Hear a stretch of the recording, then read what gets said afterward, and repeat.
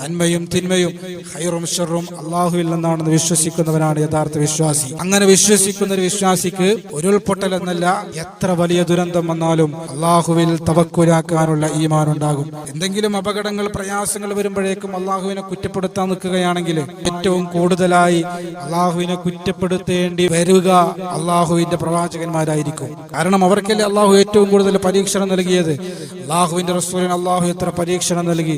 അയ്യൂബ് നബി അലൈഹി സ്വലാത്തു വസ്സലാമിന് അല്ലാഹു പരീക്ഷണം നൽകി. ഇബ്രാഹിം നബി അലൈഹി സ്വലാത്തു വസ്സലാമിന് അല്ലാഹു പരീക്ഷണം നൽകി.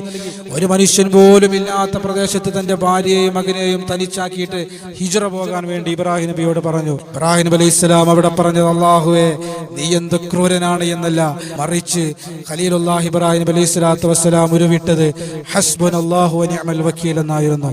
അതുകൊണ്ട് അല്ലാഹു സുബ്ഹാനഹു വ തആല നമുക്ക് പരീക്ഷണങ്ങൾ നൽകുമ്പോൾ അല്ലാഹുവിനെ കുറ്റപ്പെടുത്തുന്ന ഒരു സ്വഭാവം നമ്മുടെ ജീവിതത്തിൽ ഉണ്ടാകാൻ പാടില്ല.